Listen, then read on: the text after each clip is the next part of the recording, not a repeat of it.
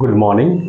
आज मैं बात कर रहा हूँ आपको टीचिंग एप्टीट्यूड के अंतर्गत टीचिंग कंटिन्यूम है ना, शिक्षण सात्यांक। मैं doctor Pintu Kumar, PG department of geography, Magadh university Bodhgaya. आज नेट की इस फर्स्ट क्लास में अपने विद्यार्थियों शोधार्थियों के लिए जो आज हम बातें कर रहे हैं कि टीचिंग कंटिन्यूम एक बहुत ही इम्पोर्टेंट पार्ट है अध्ययन करने का।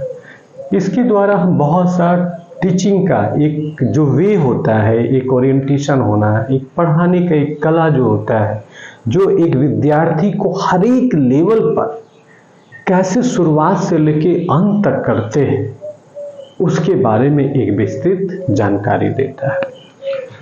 टीचिंग कंटिन्यूम को, जिसको टीचिंग हम कहते हैं, मेनली फंडामेंटली इसको दो भागों में बांटा गया है। व्यवहार में परिवर्तन लाना, विश्वास और ज्ञान में परिवर्तन लाना, चेंज इन बिहेवियर और change in belief and knowledge system. मैं आमतौर पर अपने विद्यार्थियों को कहता हूं कि स्कूल, कॉलेज और यूनिवर्सिटी की पढ़ाई में क्या अंतर होता है। स्कूल में जहां हम बने बनाए सिलेबस में हमारी जिम्मेवारी बहुत कम होता है, एक बच्चे के, एक स्टूडेंट्स का जिम्मेवारी बहुत कम होता है, वहां पर ज़्यादा जिम्मेवारी टीचर्स को क्लास में और पेरेंट्स को घर में होता है। क्योंकि वो एक ऐसा एज होता है जहां बच्चों को डायरेक्शंस देने के साथ साथ, समझाने के साथ साथ, उनको प्रलोभन देने के साथ साथ उनकी बहुत से चीज़ों को इस तरीके का दिया जाता है ताकि वो पढ़ाई के प्रति अपने इंटरेस्ट को बनाए। वही दूसरी जब स्टेज में हम पहुंचते हैं, कॉलेज या यूनिवर्सिटी की बात करते हैं, तो वहाँ बच्चों की रिस्पॉन्सिबिलिटी को थोड़ा बढ़ाया जाता है और गार्जियन और टीचर्स की रिस्पॉन्सिबिलिटी धीरे धीरे कम होता है।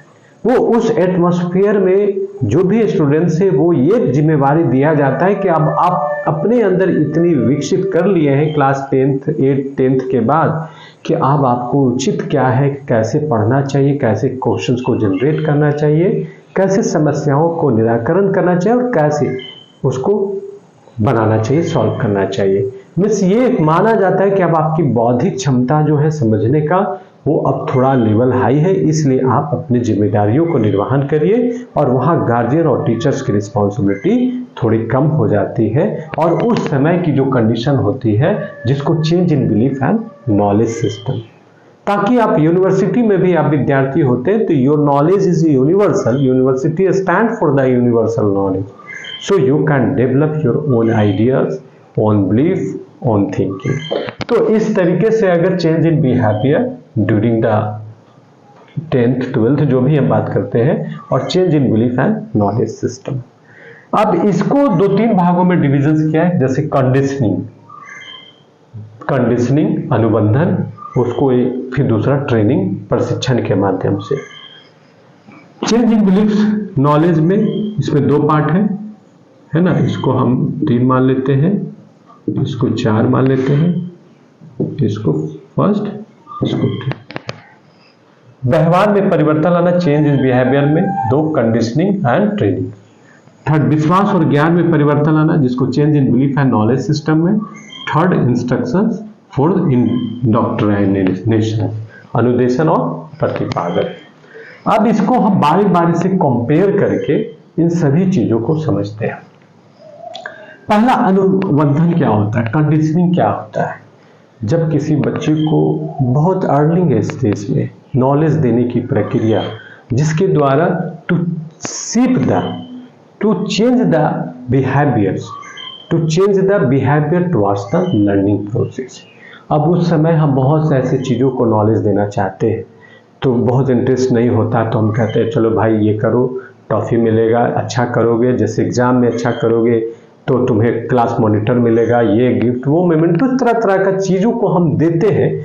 और वो एक कहीं ना कहीं कंडीशन बन जाता है कि आप अगर अच्छा करोगे तो ये चीज़ मिलेगा। बच्चे ये सोचते हैं, स्टूडेंट्स ये सोचते हैं कि हमें क्लास में बहुत बेहतर करना है, तो आज हम सबसे अच्छा करेंगे तो हमें ये गिफ्ट मिलेगा, हमें ये मोमेंटस मिलेगा, हमें ये अप्रिसिएशन मिलेगा, हम क्लास मॉनिटर बनेंगे। बहुत तरह की बातें होती हैं जिसको हम लोग कंडीशनिंग कहते हैं। ट्रेनिंग टू चेंज एंड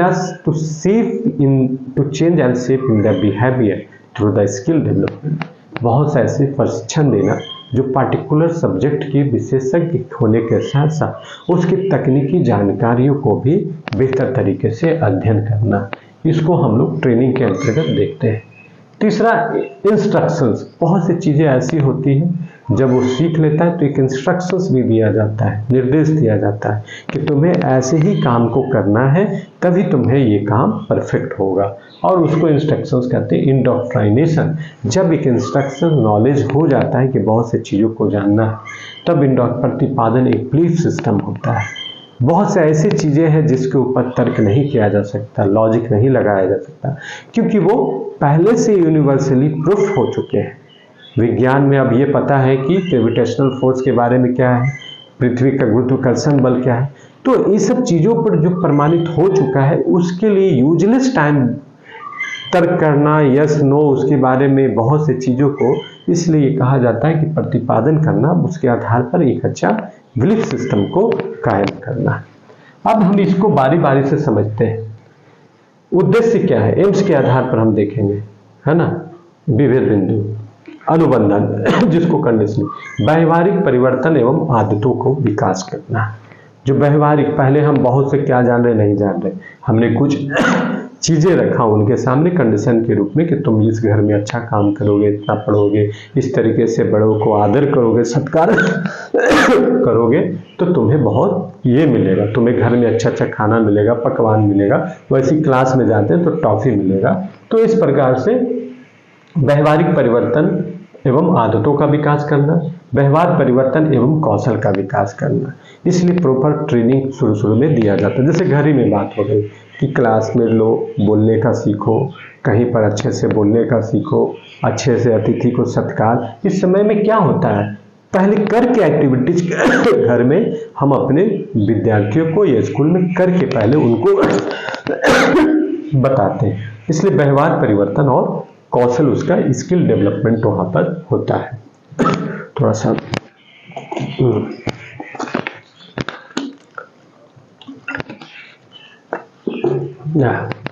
तीसरा है अनुदेशन, जिसको हम लोग इंस्ट्रक्शन कहते हैं।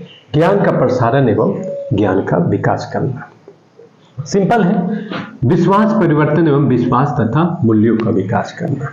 अब इसमें विश्वास परिवर्तन एक बिलीफ सिस्टम को डेवलप करना, और ह्यूमन वैल्यूज, एक अच्छा कैरेक्टर्स को कैसे उनमें डेवलप करें, उस तरीके का विश्वास तथा मूल्यों को, जो ह्यूमन इथिक्स है, वैल्यूज है, अच्छी चीज़ें होना चाहिए जिससे आपकी व्यवहार को लोग तारीफ करें, उस तरह की व्यवस्था को परिवर्तन करना। टीचिंग में जैसे हमने पहले ही बार चर्चा कर चुका था कि टीचिंग में कंडीशनिंग क्या है, जिसको अनुबंधन कहते हैं।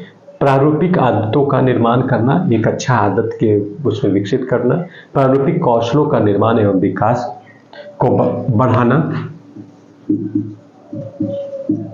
है ना, उसमें एक अच्छा ट्रेनिंग दे करके बेहतर तरीके मानसिक ज्ञान प्रदान करने को, उनको अच्छे तरीके से इस तरह का इंस्ट्रक्शन दीजिए उनमें मानसिक ज्ञान की अच्छी वृद्धि हो, आंतरिक एवं अमूर्त ज्ञान प्रदान करने को, जो अंदर से आदमी के अंदर एक बिलीफ सिस्टम हो कि इंटरनल रूप से वो महसूस करे कि ये बहुत अच्छा है, इस तरीके का उनके इंटरनल इंटरेस्ट को बढ़ाना, इसको आंतरिक और अमूर्त ज्ञान।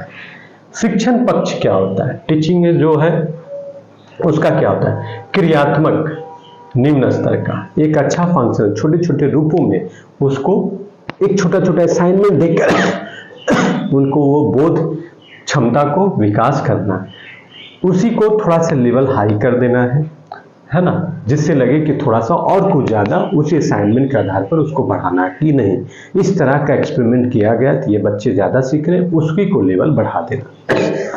पहले यहाँ एक्सपेरिमेंट करें कि किस तरह का हम मतलब लोग विद्यार्थियों को क्या चीज़ें हम 2-3 तरह का तकनीक के द्वारा, 2-3 तरह का हम एग्जाम्पल के द्वारा समझाने का प्रयास करते हैं, और जब वो चीज़ उसमें से जो सफल हो जाता है कि नहीं ऐसे कुछ बताते हैं तो बच्चे सीखते हैं, तब उसको उसी लेवल को हाई करना है, फिर उसके लेवल पर ज्ञानात्मक होना, और उसके साथ साथ उसके इमोशंस को जोड़ने का भी प्रयास होना चाहिए कि नहीं, इस तरीके से करने से हमारे समाज में उन्नति होगी, हमारा उन्नति होगा, परिवार का उन्नति होगा, एक अच्छा वातावरण क्रिएट होगा तो उसको भाव से, इमोशन से भी जोड़ना चाहिए। अधिगम प्रकृति, जिसको संकेत अधिगम, पहले शुरू बहुत से ऐसे बच्चे होते हैं जो नहीं समझ पाते, डायरेक्ट आप कोई चीज़ बताएंगे तो नहीं होता है, तो उसको छोटे छोटे संकेत के माध्यम से सिखाया जाता है। बहुत सा एग्जाम्पल दिया जाता है, जैसे चिड़िया बना करके उसके बारे में ब्रेन टेस्ट, उसके बारे में जानना चाहते हैं। कोई चिड़िया हो गया, कोई जानवर हो गया, कोई चीज़ ऐसा हो गया जिसको चित्र के माध्यम से, संकेत के माध्यम से सिखाते हैं और उसी तरीके से उसको लेवल को बढ़ाते हैं। क्रमागत अधिगम और बहुविधेयिक। फिर उसके बाद जब कई चीज़ों को एक साथ दे देते हैं 2 3 4 लेवल पर, तब उसको एक कंपेयर करके, उसके तुलनात्मक करके कि देखो ये जो है जानवर और ये, बहुत से जैसे बच्चों को बताना है कि ये चीज़ है, ये समाज के लिए ये पहलू, दूसरा पहलू, तीसरा पहलू, और एक साथ एक कंपेयर करके उसको कौन अच्छा हो सकता है, बुरा हो सकता है, यहाँ पर उसको एक आलोचना, समालोचना करने की एक क्षमता को विकसित किया जाता है। और फिर उसके बाद नियम और सिद्धांत की बात होती है।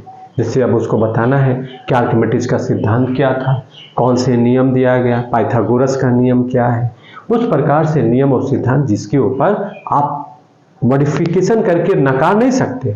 आपको जो पाइथागोरस ने सिद्धांत दिया, जो आर्किमिडीज का सिद्धांत है, उसको आप स्वीकार करते हुए ही कुछ उस पर अपना विचार रख सकते हैं, नहीं कि उसको आप सीधे नेग्लेक्ट कर सकते हैं। तो इस प्रकार नियम और सिद्धांत की बात करते हैं। शिक्षण स्तर, शिक्षण स्तर पहले स्मरण करना, फिर उसको स्मरण स्तर को थोड़ा और बढ़ाना, फिर अंडरस्टैंडिंग स्तर को बढ़ाना, और फिर उसके बाद पूर्ण चिंतन, मनन को करना।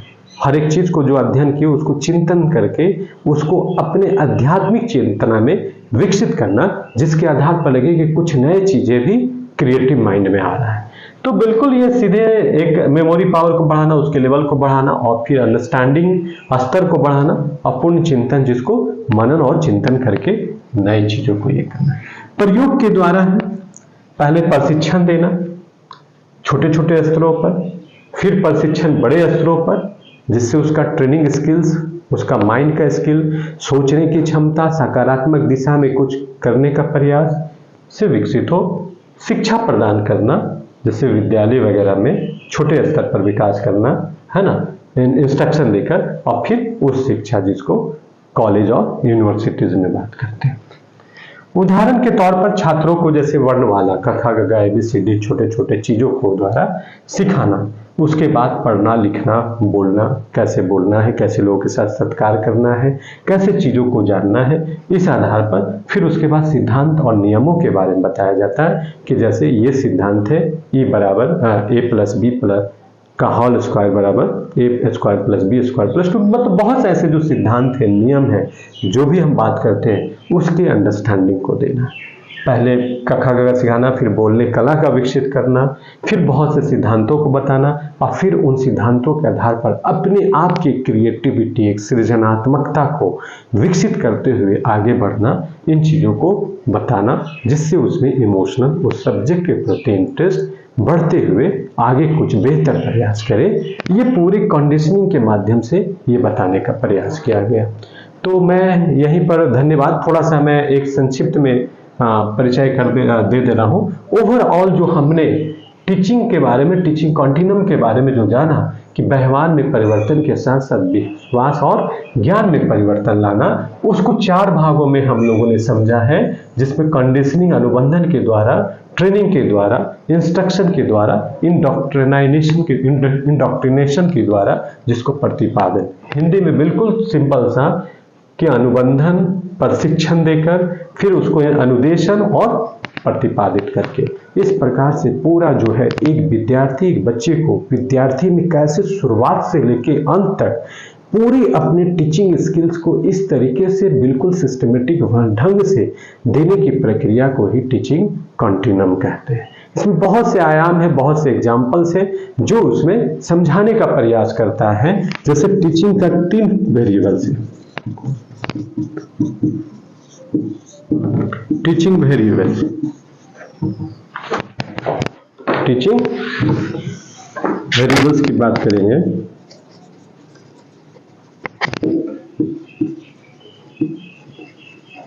तो डिपेंडेंट वेरिएबल्स, इंडिपेंडेंट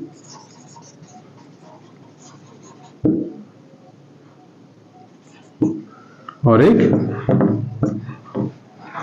ऑर्डर जिसको कहते हैं डिपेंडेंट वेरिएबल्स। क्या हुआ आपका, जैसे स्टूडेंट्स हो गया, इंडिपेंडेंट वेरिएबल्स एग्जाम हो गया, और नॉन जिसको डिपेंडेबल, जिसको एक्सिलरी जिसको कहते हैं, बहुत से सहायक जिसको वेरिएबल्स कहते हैं, वो आपका टीचिंग पैडागॉगिक जो भी इंस्ट्रूमेंट है, किताब है, ब्लैक बोर्ड है, कॉपी है। तो कैसे डिपेंडेंट वेरिएबल प्रभावित होता है, और उसको ये टीचिंग की 3 वेरिएबल्स के बारे में हम लोग विस्तृत से नेक्स्ट क्लास में चर्चा करेंगे।